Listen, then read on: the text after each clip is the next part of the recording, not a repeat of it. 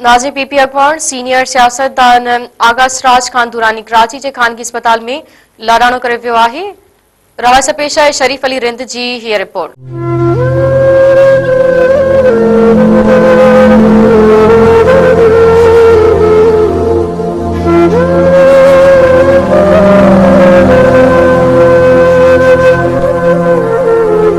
आगा सुराज दुरानी सिंध जे ॼातल सुञातल सियासी घराणे जो फर्द हो। हिन 5 अक्टूबर 1953 ईस्वी ते आगा सदरुद्दीन दुरानी जे घर गढ़ी यासीन जिले शिकारपुर में जन्म वरतो। Agha Suraj Durrani matric high school Karachi में 1971 ईस्वी में मैट्रिक कई, जै बाद 1975 ईस्वी में बीकॉम और 1977 ईस्वी में SM लॉ कॉलेज कराची में LLB पास कई। वो अमेरिका जे टेक्सास यूनिवर्सिटी में 1 साल MBA पढ़ियो, पर बाद में टेक्सास यूनिवर्सिटी में पाकिस्तान पीपल्स पार्टी जो ऑर्गेनाइजर रहो। पाकिस्तान पीपल्स पार्टी जे प्लेटफॉर्म ता 1988 ईस्वी में सूबाई असेंबली जो मेंबर चूंडियो वियो। आगा सिराज दुरानी 1990 में जाम सादक जे दौर में जेल में रहो। जेल दौरान हु सूबाई असेंबली जो मेंबर चूंडियो वियो आई पीपल्स पार्टी जी हुकूमत में टाउन एंड प्लानिंग जो वजीर मुकर्रर थियो। 1993 में तालीम खाते जो सूबाई वजीर बनियो। 2002 में आम चूंडन में शिकस्त खाधाई, पर 2008 में पाकिस्तान पीपल्स पार्टी जे प्लेटफॉर्म सूबाई चूंडन में खटे आयो।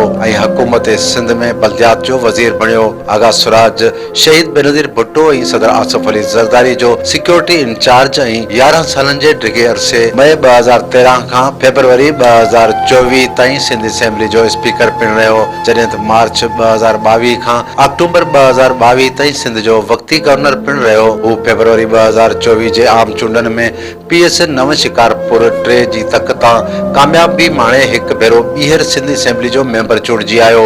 सीनियर सियासतदान आगा सुराज दुरानी 1 महीने का वधीक अरसे ताईं दिल की तकलीफ सबब कराची जी खानगी अस्पताल में दाखिल हो, जिते हिन जी तबियत वधीक खराब थी वई। हिन 72 वरनि जी ॼमार में दम धणी हवाले करे छॾियो।